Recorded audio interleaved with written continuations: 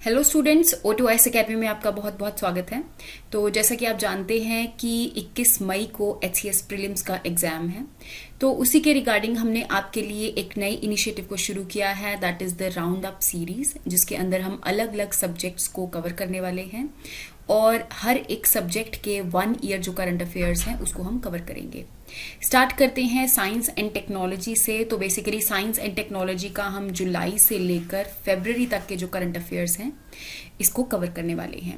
अगर आपको इस वीडियो की PDF चाहिए तो आप हमारी O2IS अकेडमी की जो ऐप है इसको डाउनलोड कर सकते हैं। यहाँ पर आपको एक HCS 2023 chapter wise test series के नाम से एक फोल्डर मिलेगा, जिसके अंदर आपको अलग से फ्री रिसोर्सेज का एक फोल्डर मिलेगा। तो इस फोल्डर को आपने क्लिक करना है और इसके अंदर आपको इन वीडियोस की जो PDF है ये अवेलेबल रहेगी। स्टार्ट करते हैं आज के करंट अफेयर से। तो साइंस एंड टेक्नोलॉजी का सबसे पहला जो करंट अफेयर है दैट इज रिलेटेड टू कि स्पेस एक्स ने कुछ सैटेलाइट्स जो हैं उनको लॉन्च किया था और ये एक पर्टिकुलर प्रोग्राम के अंडर इनको लॉन्च किया गया था, that is the Starlink project. सबसे पहली बात आपको ये पता होना चाहिए कि जो स्पेस एक्स कंपनी है दैट इज एलन मस्क की कंपनी है, जो कि स्पेस टूरिज्म में बहुत अच्छा काम कर रही है। इसी के रिगार्डिंग उन्होंने एक प्रोग्राम को शुरू किया है that is the Starlink program, जिसके अंदर अर्थ की जो लो अर्थ ऑर्बिट है वहां पे बहुत सारी जो सैटेलाइट्स हैं उनको लॉन्च किया जाएगा और अल्टीमेटली ये जो सैटेलाइट्स हैं वो अर्थ के ऊपर जितनी भी इंटरनेट की सर्विसेज हैं इसको प्रोवाइड करने में हेल्प करेंगे। तो दैट मीन्स यहाँ पे अर्थ के ऊपर जो इंफ्रास्ट्रक्चर बनाया जाता था, जैसे कि अलग अलग टावर्स वगैरह बनाए जाते थे, तो उसको बनाने की जरूरत नहीं पड़ेगी। आपको सिंपली सैटेलाइट की जो डिश है वो आपके पास होनी चाहिए और इन सैटेलाइट्स के थ्रू जितना भी इंटरनेट है वो अर्थ के हर एक कॉर्नर तक पहुंच सकता है। तो सबसे पहली बात आपको स्टारलिंक प्रोग्राम के प्रोजेक्ट के बारे में पता होना चाहिए, कौन सी कंपनी ने इसको लॉन्च किया, इसके अलावा कौन से रॉकेट से अलग अलग सैटेलाइट्स को लॉन्च किया गया और इसके अलावा कौन से जो स्पेस सेंटर है इसके द्वारा इन सैटेलाइट्स को लॉन्च किया गया है। तो आपने याद रखना है यूनाइटेड स्टेट्स में कैनेडी स्पेस सेंटर जो है इसके द्वारा इन सैटेलाइट्स को लॉन्च किया गया है। ऐसे तो ये जो प्रोग्राम है स्टारलिंक प्रोग्राम, इसके बारे में बात भी की जा रही है कि ये स्पेस के अंदर बहुत सारी डेब्रीज जो है उसको कंट्रीब्यूट करेगा और इसकी वजह से जो सैटेलाइट है वो ओवर क्राउडिंग हो जाएगी स्पेस में। तो बेसिकली ये स्पेस ओवर क्राउडिंग या फिर स्पेस डेब्रीज में कंट्रीब्यूट करता है, तो इसके भी इश्यूज आपको देखने को मिलेंगे। नेक्स्ट क्वेश्चन के बारे में बात करते हैं। तो आपको पूछा गया है कि नासा और इसरो का एक अर्थ ऑब्जर्वेशन मिशन है जो कि 2024 तक लॉन्च किया जाएगा, that is the NASA ISRO synthetic aperture radar that is Nisar. तो सबसे पहली बात आपसे पूछा जा सकता है कि निसार जो है ये मिशन कौन कौन सी स्पेस एजेंसीज का है। तो आपने याद रखना है, तो यूनाइटेड स्टेट्स की नासा एंड इंडिया की इसरो ने इस मिशन को एक साथ मिलकर लॉन्च करना है। 2024 तक इस निसार मिशन को लॉन्च कर दिया जाएगा। इसके अलावा अगर बात की जाए कि ये किस टाइप का मिशन है, तो आपने याद रखना है कि ये एक अर्थ ऑब्जर्वेशन मिशन है जिसमें अर्थ के अलग अलग जो पैरामीटर्स हैं उनको ऑब्जर्व किया जाएगा और यहाँ पे रिमोट सेंसिंग करी जाएगी या फिर यहाँ पे अलग अलग चीजों की जो इमेज है उसको लिया जाएगा। इसके अंदर एक पर्टिकुलर टेक्नोलॉजी को यूज किया जाता है that is the synthetic aperture radar, जिसके अंदर रेडियो वेव्स को यूज किया जाता है ताकि अर्थ के ऊपर इन रेडियो वेव्स के द्वारा हर एक सरफेस की जो इमेजेस है उसको कैप्चर किया जा सके। इसका फायदा क्या है? तो इसका फायदा ये है कि जो सिंथेटिक एपर्चर रेडार टेक्नोलॉजी है इसके द्वारा जो रेडियो वेव्स हैं ये जितनी भी अर्थ के ऊपर जितने भी क्लाउड्स होते हैं इसको पेनिट्रेट कर जाता है और अल्टीमेटली अर्थ के सरफेसेस की जो ऑब्जर्वेशन है उसको अच्छे से कैप्चर कर पाता है और उसकी इमेजेस अच्छे से ले पाता है। तो आपने इन कुछ मिशंस के रिगार्डिंग ये चीजों को याद रखना है। नेक्स्ट क्वेश्चन के बारे में बात करते हैं कि इंडिया का फर्स्ट आर्टिफिशियल इंटेलिजेंस चैटबॉट जो कि है लेक्सी, ये किस कंपनी ने लॉन्च किया। सबसे पहली बात तो वेलोसिटी ने लॉन्च किया है, ये आपको पता होना चाहिए। तो बेसिकली ये एक आर्टिफिशियल इंटेलिजेंस बेस्ड चैटबॉट है। चैटबॉट का सिंपल सा मतलब है कि आपने उससे कुछ क्वेश्चंस पूछे और आपने उस चैटबॉट ने आपको आंसर दिया। दूसरी बात है ये आर्टिफिशियल इंटेलिजेंस बेस्ड है, दैट मीन्स ये आपकी टेक्स्ट को आपकी स्पीच को रिकॉग्नाइज कर पाता है और उसी हिसाब से आंसर वगैरह दे पाता है। जैसे कि आपने एलेक्सा के बारे में भी सुना होगा, तो बेसिकली एलेक्सा भी आर्टिफिशियल इंटेलिजेंस बेस्ड है क्योंकि आपकी स्पीच और टेक्स्ट को वो रिकॉग्नाइज करता है। In the same way ChatGPT है, आपने इसके बारे में याद रखना है कि first AI chatbot Lexi is launched by Velocity and it is powered by ChatGPT. Even जो चैट जीपीटी है उसके अंदर भी बहुत सारे लूप होल्स जो हैं ये देखने को मिले हैं, तो उसके जो अपग्रेडेड वर्जन्स हैं ये आपको देखने को मिलेंगे और इसके अंदर जितने भी लूप होल्स हैं उनको क्या किया जा रहा है, सॉल्व किया जा रहा है। नेक्स्ट क्वेश्चन के बारे में बात कर लेते हैं, दैट इज रिलेटेड टू कि दिल्ली मेट्रो ने सबसे पहला indigenously develop, that means India के अंदर ही इस टेक्नोलॉजी को डेवलप किया गया है, ऑटोमेटिक ट्रेन सुपरविजन सिस्टम को लॉन्च किया है। इससे पहले सिर्फ कुछ ही कंट्रीज हैं जिनके पास ये ऑटोमेटिक ट्रेन सुपरविजन सिस्टम है। बेसिकली अगर मैं इस सिस्टम के रिगार्डिंग बात करूं तो यहाँ पे जितनी भी ट्रेन्स हैं वो एक दूसरे के साथ कम्युनिकेट कर पाती हैं और ट्रेन जो है वो एक कंप्यूटर बेस्ड सिस्टम को यूज कर पाती हैं, जिसके थ्रू वो ट्रेन की जितनी भी ट्रैफिक्स वगैरह है उसको प्रिडिक्ट कर पाती हैं। तो इसके अलावा अगर मैं बात करूं इंडिया के अलावा कुछ और कंट्रीज हैं जैसे कि France, Germany, Japan, Canada and China के बाद इंडिया के पास ये indigenously developed automatic train supervision system आपको दिल्ली मेट्रो में देखने को मिलेगा। तो यहाँ पे एक दिल्ली मेट्रो की कंपनी, इसके अलावा भारत इलेक्ट्रॉनिक्स लिमिटेड ने एक दूसरे के साथ मिलकर इस सिस्टम को लॉन्च किया है। आपने इसके बारे में याद रखना है। नेक्स्ट क्वेश्चन के रिगार्डिंग बात कर लेते हैं, that is related to Skye UTM. तो स्काई यूटीएम के रिगार्डिंग बात करूं, सबसे पहली बात तो स्काई एयर मोबिलिटी ने इस सिस्टम को लॉन्च किया है। बेसिकली ये एक पर्टिकुलर सिस्टम या फिर पर्टिकुलर ऐप है जिसके द्वारा हमारी कंट्री के अंदर जितने भी ड्रोन्स हैं उनकी ट्रैफिक को मैनेज किया जाएगा। तो जैसा कि आप जानते हैं कि हमारी कंट्री के अंदर ड्रोन टेक्नोलॉजी जो है अलग अलग कंपनीज जो हैं उसको डेवलप कर रही हैं। इसके अलावा हमारा जो एविएशन सेक्टर है, एविएशन मिनिस्ट्री है, वो ड्रोन्स की रूल्स एंड रेगुलेशन पॉलिसी को भी लॉन्च कर रही है। तो इसी के रिगार्डिंग बहुत सारे लोग जो हैं वो ड्रोन्स को ओन करते हैं और जिसकी वजह से ड्रोन्स की जो ट्रैफिक है बहुत ज्यादा बढ़ सकती है। तो उसी ट्रैफिक को मैनेज करने के लिए स्काई एयर मोबिलिटी जो है वो सामने आई है और उन्होंने बनाया है स्काई यूटीएम। तो इस चीज के रिगार्डिंग आपको पता होना चाहिए कि स्काई यूटीएम है क्या बेसिकली। नेक्स्ट क्वेश्चन के रिगार्डिंग बात कर लेते हैं। तो बेसिकली जो यूरोपियन स्पेस एजेंसी है उन्होंने एक जूस मिशन को लॉन्च किया है। जूस के रिगार्डिंग अगर मैं बात करूं तो सबसे पहली बात तो आपको इसकी फुल फॉर्म के बारे में पता होना चाहिए, that is Jupiter IC moons explorer. तो इसी के रिगार्डिंग अगर मैं बात करूं तो जुपिटर हमारा जो प्लैनेट है सोलर सिस्टम के अंदर, उसके आईसी मून्स आपको देखने को मिलेंगे, जैसे कि गाइनीमीड हो गया, कैलिस्टो हो गया, यूरोपा हो गया। इसके अलावा ईओ भी जुपिटर का ही मून है, लेकिन वो आइसी मून नहीं है, तो आपने ध्यान में रखना है। तो जो आइस वाले मून है उसी के रिगार्डिंग एक्सप्लोरेशन के लिए इस मिशन को लॉन्च किया जा रहा है। दूसरी बात, कौन सी स्पेस एजेंसी इसको लॉन्च कर रही है, तो इसके रिगार्डिंग भी आपने याद रखना है। कुछ और इम्पॉर्टेंट चीजों के बारे में बात कर लेते हैं जूस मिशन के रिगार्डिंग। तो अप्रैल 2023 के अंदर, दैट मीन्स अभी इसी मंथ ये इस मिशन को लॉन्च किया जाएगा। 8 साल में ये जो आपका मिशन है वो जुपिटर के पास पहुंच जाएगा 2031 तक, और 2034 तक ये जो मिशन है आपका गाइनीमीड जो कि जुपिटर का मून है उसके पास पहुंच जाएगा और वहां पर एक्सप्लोरेशन का काम करेगा। तो ये कुछ चीजें आपको पता होनी चाहिए। नेक्स्ट क्वेश्चन के रिगार्डिंग बात कर लेते हैं, that is the Aditya L1 mission. तो बेसिकली अगर मैं हमारी कंट्री का जो स्पेस एजेंसी है दैट इज इसरो, तो इसके सन एक्सप्लोरेशन मिशन के बारे में बात करूं या फिर सन के रिगार्डिंग कोई भी मिशन के बारे में बात करूं तो आदित्य L1 सबसे टॉप पर रहता है। आदित्य मिशन के रिगार्डिंग बात करूं तो ये मिशन बहुत पहले ही लॉन्च कर दिया गया था, लेकिन उस टाइम पे कुछ प्लान्ड नहीं था कि ये कौन से पॉइंट पर लॉन्च किया जाएगा। धीरे धीरे इस मिशन को अपग्रेड किया गया और फाइनली ये डिसाइड किया गया कि जो आदित्य मिशन है जो कि सन के आउटर कोरोना को स्टडी करने के लिए लॉन्च किया जाएगा, ये L1 पॉइंट पर लॉन्च किया जाएगा। अब अगर मैं L1 पॉइंट के रिगार्डिंग बात करूं तो जैसा कि आप जानते हैं, this is sun, this is earth. Sun की अपनी ग्रेविटी होती है और अर्थ की अपनी ग्रेविटी होती है, जिसकी वजह से ये अपने टुवर्ड्स एक ग्रेविटी पुल रखते हैं। तो बेसिकली जितने भी आपको लैग्रेंजे पॉइंट्स देखने को मिलेंगे ये ऐसे पॉइंट्स हैं जहां पर अर्थ और सन की जो ग्रेविटी है वो न्यूट्रल रहती है। दैट मीन्स अगर किसी भी सैटेलाइट को इन लैग्रेंजे पॉइंट्स पर लॉन्च कर दिया जाएगा तो ना तो वो सन के टुवर्ड्स पुल होगी और ना ही अर्थ के टुवर्ड्स पुल होगी। तो आपने ध्यान देना है कि सन की आउटर कोरोना को स्टडी करने के लिए इसरो का आदित्य L1 मिशन है और ये जो है L1 लैग्रेंजे पॉइंट पर लॉन्च किया जाएगा। ये कुछ इंपॉर्टेंट चीजें आपको पता होनी चाहिए।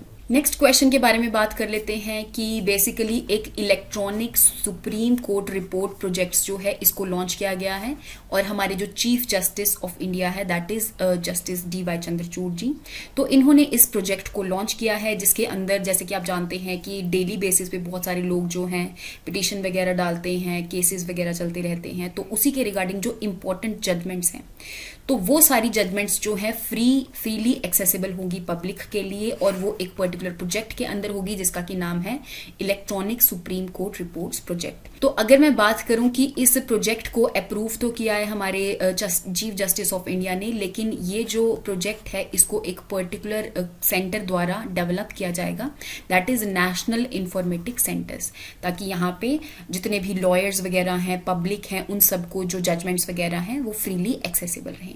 नेक्स्ट क्वेश्चन के रिगार्डिंग बात कर लेते हैं that is the Gaganyaan mission. इसके बारे में आपको पता होना चाहिए कि ये इसरो का ऐसा मिशन है जिसके द्वारा ह्यूमंस को लो अर्थ ऑर्बिट में ले जाया जाएगा। तो ये जो मिशन है इंडिजिनसली बेस्ड है, तो पूरा का पूरा जो मिशन है आत्मनिर्भर भारत के अंदर आता है। आपसे ऐसे भी क्वेश्चन पूछा जाता है कि इंडियाज फर्स्ट आत्मनिर्भर ह्यूमन फ्लाइट, दैट मीन्स यहाँ पे इंडिजिनसली डेवलप्ड है। दूसरी बात, इसके अंदर ह्यूमंस को लो अर्थ ऑर्बिट या फिर बेसिकली हमारी जो लोअर ऑर्बिट्स हैं अर्थ की, वहां पर ले जाया जाएगा। गगनयान मिशन के कुछ और इंपॉर्टेंट फैक्ट्स के रिगार्डिंग बात करूं तो इस मिशन को, इसका जो क्रू मॉड्यूल है, इसको एक पर्टिकुलर रॉकेट द्वारा लॉन्च किया जाएगा दैट इज GSLV Mark 3। कई बार आपसे ये भी पूछ लिया जाता है कि इसको कौन से लॉन्च व्हीकल से लॉन्च किया गया है, तो आपने ध्यान देना है PSLV नहीं है, इट इज GSLV Mark 3। इसके अंदर भी ये अलग अलग स्टेजेस में लॉन्च किया जाएगा, जिसमें जो पहला लॉन्च होगा वो अनमैन्ड होगा। सेकेंड लॉन्च के बारे में बात करूं तो यहाँ पे रोबोट को इस लॉन्च के अंदर भेजा जाएगा, जैसा कि आप जानते हैं कि व्योममित्रा को भी यहाँ पर बनाया गया था। और थर्ड लॉन्च के अंदर यहाँ पे ह्यूमंस को भेजा जाएगा, जिसके अंदर 4 जो ह्यूमंस हैं उनको भेजा जाएगा, जिसमें से 3 मेल्स होंगे यहाँ पर और 1 जो है वो फीमेल होंगी। तो ये कुछ चीजें, इंपॉर्टेंट चीजें हैं गगनयान मिशन के रिगार्डिंग जो आपको पता होनी चाहिए। नेक्स्ट क्वेश्चन के रिगार्डिंग बात कर लेते हैं कि भार OS ऑपरेटिंग सिस्टम जो है बेसिकली ये indigenously developed mobile operating system है। जैसे कि आप जानते हैं कि जितने भी मोबाइल फोन्स हैं वहाँ पे ऑपरेटिंग सिस्टम आपको देखने को मिलते हैं, जैसे कि एंड्रॉयड हो गया, इसके अलावा iOS हो गया एप्पल का। तो इसके अलावा इंडिया का जो खुद का ऑपरेटिंग सिस्टम है दैट इज भार ऑपरेटिंग सिस्टम, दैट इज भार OS।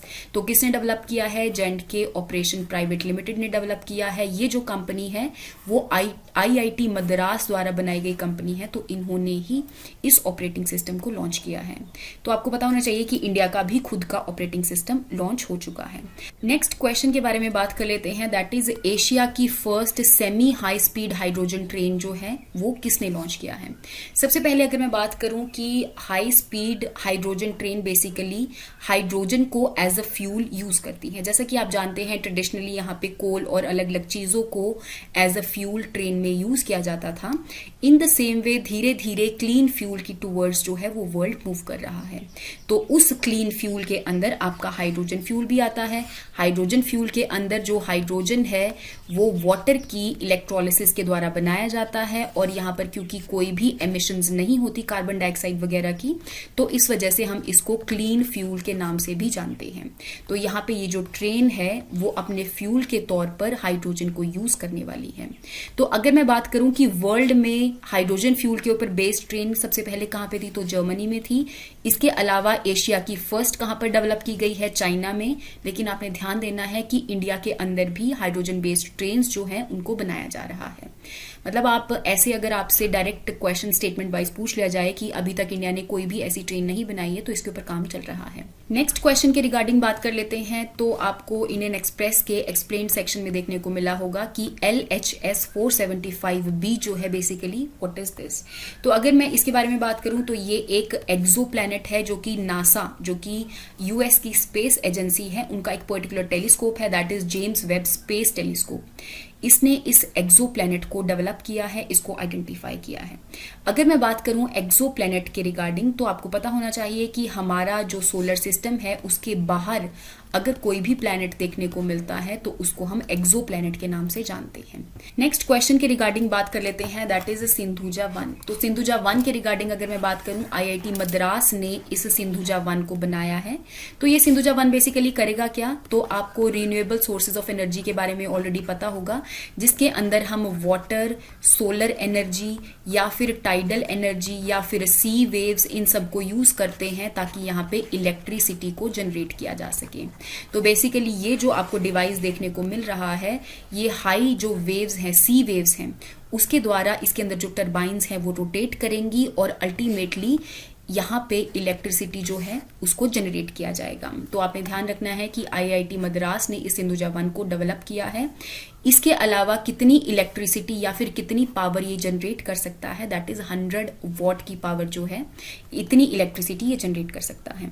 नेक्स्ट क्वेश्चन के रिगार्डिंग बात कर लेते हैं, दैट इज गेम 100। तो गेम 100 के रिगार्डिंग बात करूं तो ईरान का ये एक लॉन्च व्हीकल है। तो जैसा कि आप जानते हैं कि इसरो के यहाँ पे लॉन्च व्हीकल्स आपको देखने को मिलेंगे, PSLV हो गया, GSLV हो गया, जैसे कि अभी मैंने आपको GSLV Mark 3 के रिगार्डिंग भी बताया है।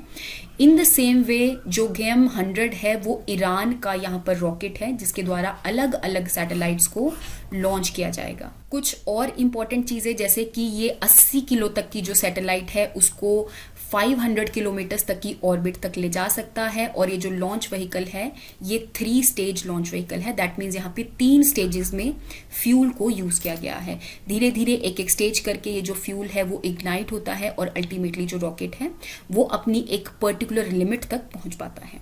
नेक्स्ट क्वेश्चन के रिगार्डिंग बात कर लेते हैं कि रिसेंटली आपको कार्गो स्पेसक्राफ्ट तियानजाओ 5 जो है ये देखने को मिला होगा न्यूज़पेपर्स के अंदर।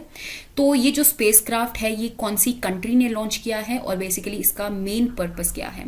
तो अगर मैं बात करूं, चाइना ने इस स्पेसक्राफ्ट को लॉन्च किया है और जैसा कि आप जानते हैं कि चाइना का यहाँ पे तियांगोंग स्पेस स्टेशन भी है। तो इस स्पेस स्टेशन को डॉक करने के लिए इस पर्टिकुलर एयरक्राफ्ट को यूज किया गया है। और सबसे इंपॉर्टेंट चीज यहाँ पर ये है कि इसकी जो डॉकिंग है वो विद इन 2 आवर्स हो गई है। तो अब तक की ये सबसे मिनिमम डॉकिंग है। दैट मीन्स यहाँ पे जो स्पेसक्राफ्ट है वो इस स्पेस स्टेशन के साथ यहाँ पर आकर इंटीग्रेट करता है और जितनी भी चीजों को एक्सचेंज वगैरह करना होता है तो इसके रिगार्डिंग ये की जा सकती है। इसके अलावा अगर मैं बात करूं, डॉकिंग जो है वो 6 घंटे से लेकर 3 दिन तक भी चल सकती है। तो अब तक की ये सबसे मिनिमम डॉकिंग है। आपने ध्यान देना है कि चाइना के स्पेसक्राफ्ट ने की है। नेक्स्ट क्वेश्चन के रिगार्डिंग बात कर लेते हैं कि इंडिया का सबसे पहला प्राइवेटली बिल्ट जो रॉकेट है। तो आपने देखा होगा कि यहाँ पे इंडिया के जितने भी लॉन्च व्हीकल या फिर जितने भी रॉकेट्स हैं वो अभी तक इसरो ने ही बनाए थे। लेकिन धीरे धीरे हमारी कंट्री के अंदर भी प्राइवेट ऑर्गेनाइजेशंस जो हैं उनको बनाया जा रहा है। जैसे कि एक आपकी स्काई रूट एरोस्पेस हो गया, एक इन स्पेस हो गया, अंतरिक्ष हो गया।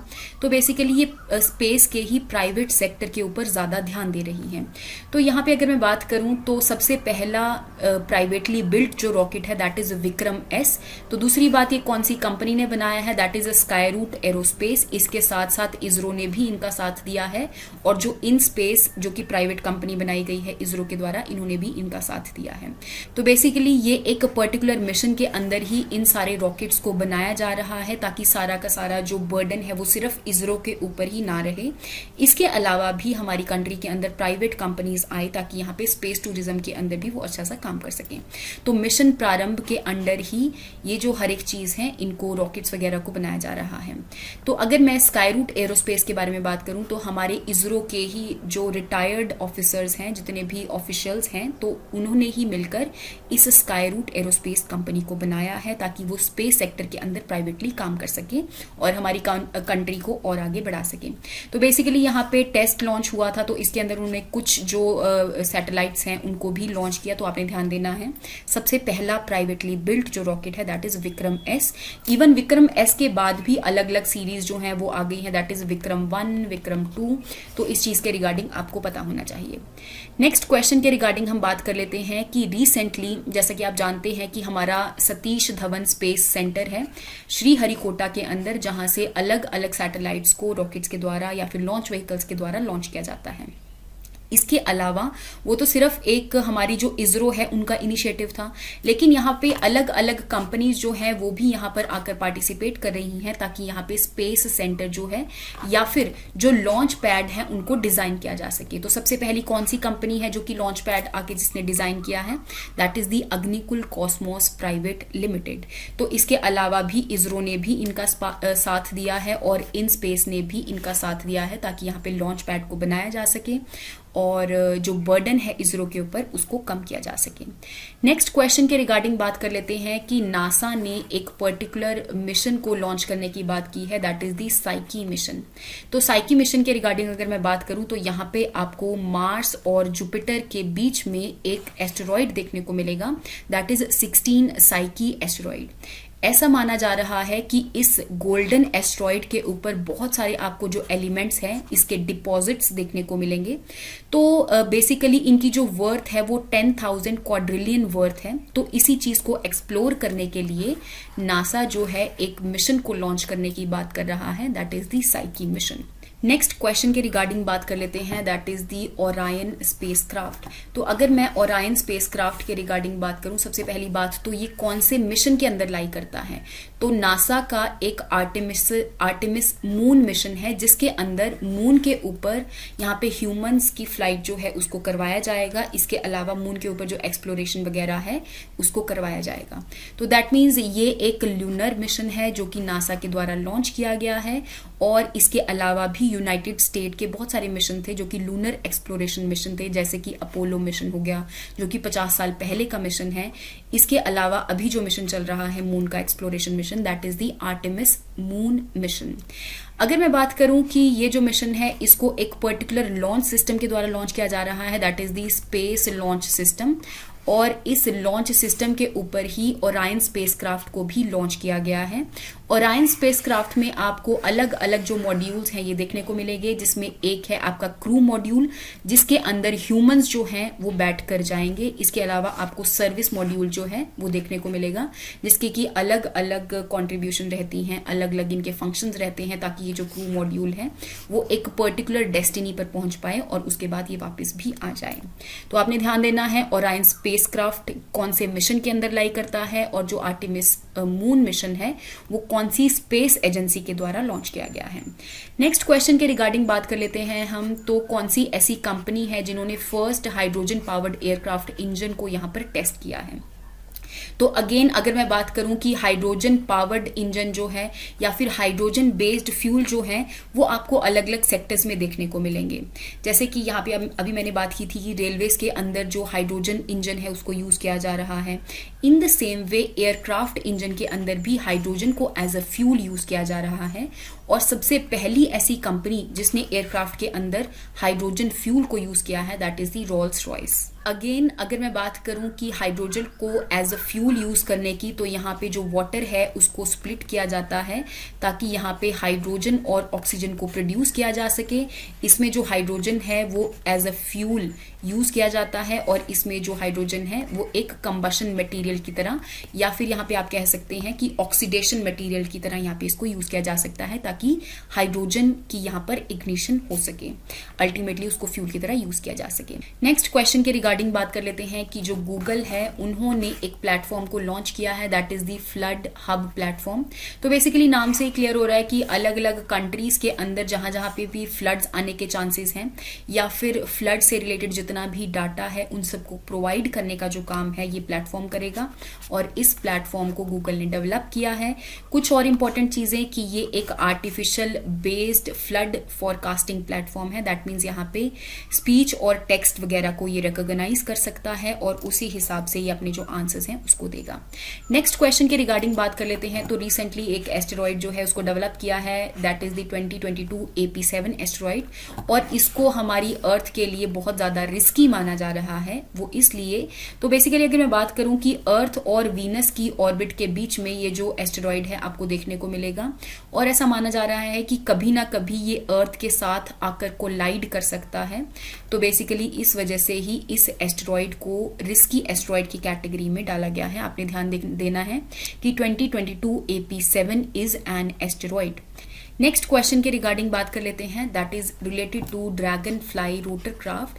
तो अगर मैं इस रोटर क्राफ्ट के रिगार्डिंग बात करूं तो नासा इसको लॉन्च करने की बात कर रहा है और 2026 तक हमारे जो सोलर सिस्टम के अंदर सैटर्न प्लैनेट है उसका जो मून है टाइटन, यहाँ पर इसको लैंड करवाया जाएगा और यहाँ पर अलग अलग चीज़ों को स्टडी किया जाएगा।